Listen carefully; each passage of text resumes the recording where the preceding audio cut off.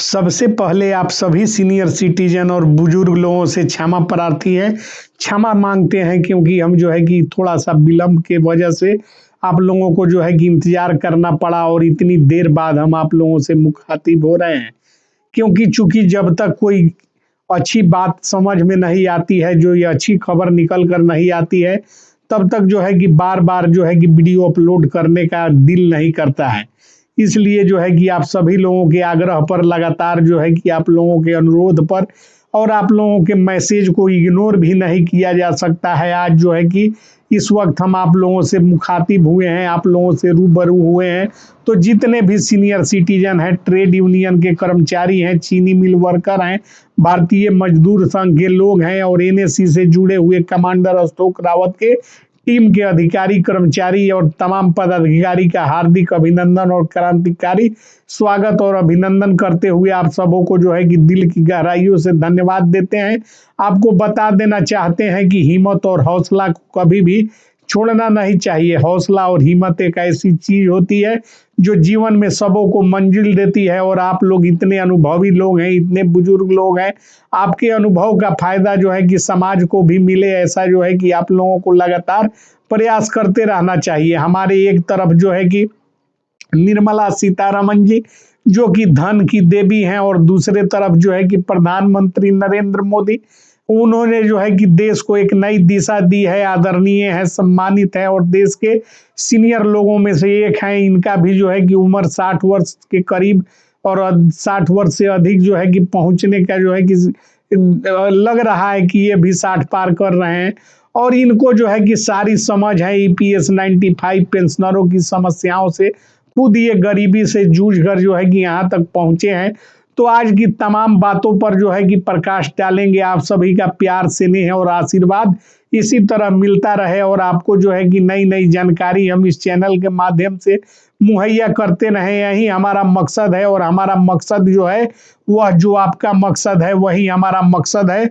तो आपका जो है कि मकसद कहाँ तक पूरा होता हुआ दिख रहा है? क्या सरकार जो है कि कोई नई मास्टर स्ट्रोक आंदोलन के पहले देकर पेंशनरों को चौंकाने का काम करेगी, या सरकार को जो है कि लगे हाथों जो है कि पेंशनरों के आक्रोश और जो है कि इनके आंदोलन का जो है कि पात्र बनना पड़ेगा, कोप का भाजन बनना पड़ेगा? इन तमाम बातों को जानने के लिए चैनल को सब्सक्राइब, वीडियो को लाइक कर दीजिए और जो है कि शेयर कर दीजिए। आप देख रहे हैं कि हमारे एक तरफ धन की देवी यानी कि वित्त मंत्री निर्मला सीतारमन जी और दूसरे तरफ पंत प्रधान, देश के प्रधानमंत्री जो है कि नरेंद्र मोदी जी हैं।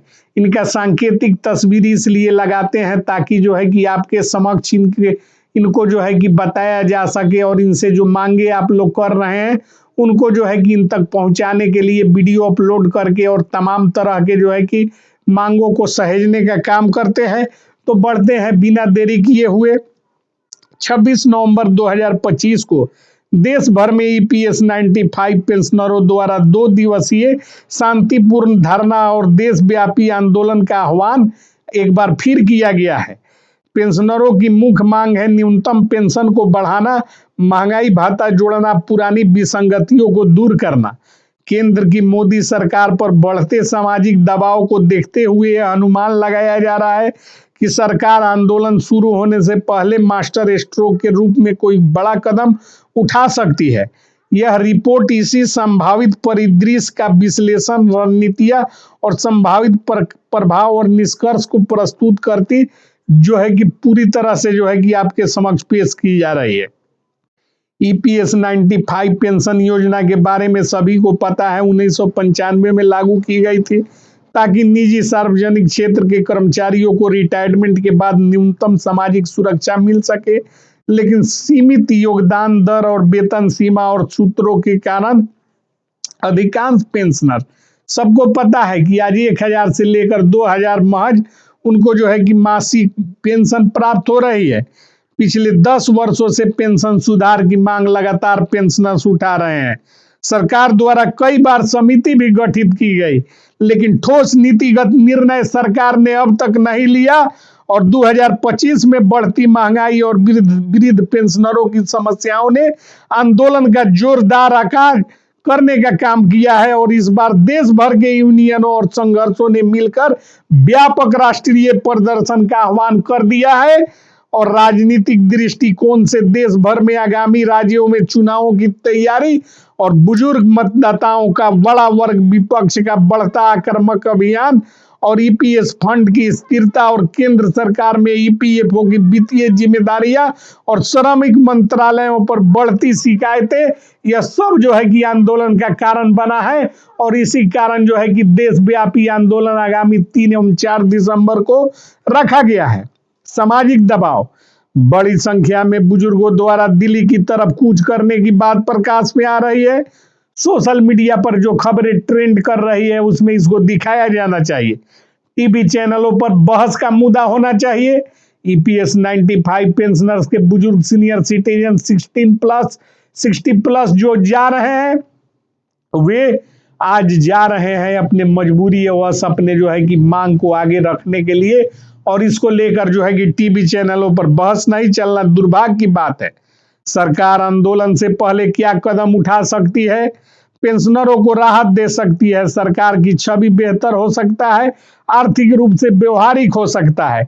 इस रिपोर्ट में 3 संभावित विकल्प सुझा रहे हैं हम सरकार को।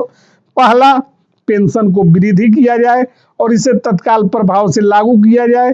पहले चरण में वृद्ध, दिव्यांग और विधवा पेंशनरों को प्राथमिकता दी जाए और हर 6 महीने में डीए बढ़ाया जाए और सरकारी पेंशन मॉडल जैसा सिस्टम लागू किया जाए और एक बार का ऑप्शन और सरल फॉर्म में कोई जटिलता नहीं और योगदान की वसूली आसान किस्तों में करने का काम यह सरकार करे।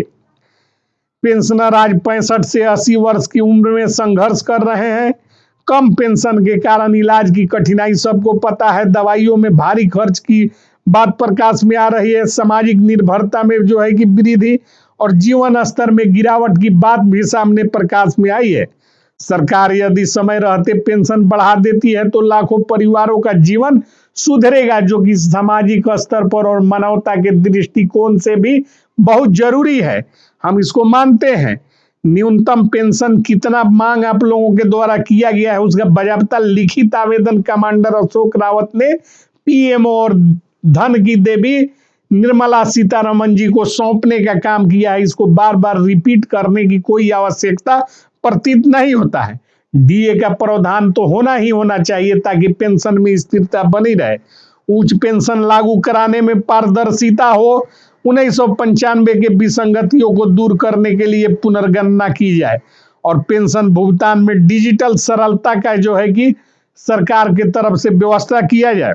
पेंशनरों के लिए अलग हेल्पलाइन की शुरुआत हो, अन्यथा जो है कि 3 और 4 दिसंबर को जो डंका बजने जा रहा है दिल्ली में और उसमें जो है कि कोई पेंशनर के साथ कोई अप्रिय घटना भी घट सकती है। ठंड का मौसम है और बुजुर्ग बीमार होते हैं, 80 साल प्लस हैं, तो उसकी जिम्मेवारी धन की देवी निर्मला सीतारमन जी और प्रधानमंत्री नरेंद्र मोदी जी की होगी। खुले मन से कह रहे हैं या इससे पहले सरकार चाहे तो इसको रोकने का काम एक ही तरीका है कि मास्टर स्ट्रोक दे और जो है कि पेंशनरों की मांग को पूरा करे। इस धरना कार्यक्रम में दिल्ली के विभिन्न स्थानों पर लाखों पेंशनर शांति से एकत्रित होंगे और जो है कि रामलीला मैदान के बाहर भी लंबी कतारें लग सकती है। पंजाब, महाराष्ट्र, केरल, तमिलनाडु से विशेष ट्रेनों से पेंशनर जो है कि पहुंचने शुरू होंगे और मंच पर पूर्व कर्मचारी यूनियन नेता, महिलाएं, बुजुर्ग और स्वतंत्रता सेनानियों के परिवार के लोग जो है कि पहुंचेंगे और कहेंगे कि हम पेंशनर पर बोझ नहीं है जैसे नारे लगाएंगे। यह सब शांतिपूर्ण स्वरूप में जो है कि प्रस्तुत किया जाएगा और टेलीविजन चैनलों पर डिबेट नहीं चला तो अब की बार पत्रकारों के साथ जो है कि हम लोग बहिष्कार करने का पत्र भी और जो है कि उनके लिए काला पट्टी लगाने का काम करेंगे। इसलिए टीवी डिबेट में अब की बार का धरना प्रदर्शन मुख्य रूप से शामिल होना चाहिए। और ट्विटर पर जो है कि ट्विटर अभियान चल रहा है जिसमें लाखों ट्वीट होंगे और फेसबुक, यूट्यूब पर लाइव कवरेज जो है कि देने का काम किया जाएगा। प्रधानमंत्री की अध्यक्षता में बैठक हो, वित्त मंत्रालय, श्रम मंत्रालय, ईपीएफओ कमिश्नर उपस्थित रहे और पेंशन की गणना का मॉडल पेश किया जाए और 3 वित्तीय विकल्पों पर चर्चा करके और राजनीतिक जो है कि बिना लाभ हानि के मूल्यांकन कर इसे जो है कि लागू किया जाए। इसी मांग के साथ पेंशनरों के साथ जो है कि लाखों की संख्या में बुजुर्गों का जो है कि आंदोलन शुरू होने वाला है। सरकार आंदोलन शुरू होने से ठीक पहले प्रेस कॉन्फ्रेंस बुलाए और जो है कि घोषणा करे, जिसमें पहले चरण में बढ़ी हुई पेंशन के बारे में बताए और 3 महीने के बाद दूसरे चरण की बढ़ोतरी के बारे में जो है कि राशि आवंटन पर 3 महीने के अंदर तमाम त्रुटियों को दूर कर पहले दिसंबर के पहले हफ्ते से ही खाते में राशि का अंतरण करे।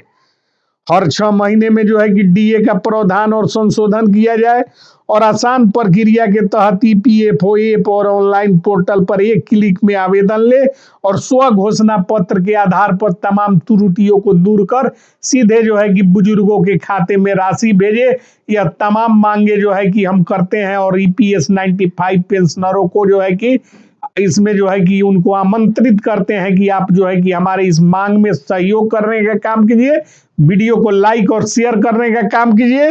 प्रधानमंत्री नरेंद्र मोदी भी खुद सीनियर सिटीजन है और धन की देवी निर्मला सीतारमण और पंत प्रधान यदि चाह ले तो 24 घंटे के अंदर सारी प्रक्रियाओं को पूर्ण करते हुए राशि का अंतरण खाते में सुनिश्चित हो जाएगा और बुजुर्गों की दवाई कल सुबह तक जो है कि उनको खरीद कर और उनके पास पहुंच जाएगी और पैसे की निकासी की व्यवस्था पूरे देश में है। सभी लोगों का खाता आधार से लिंक है, कहीं किसी को पैसे निकासी में कोई जो है कि परेशानी नहीं है।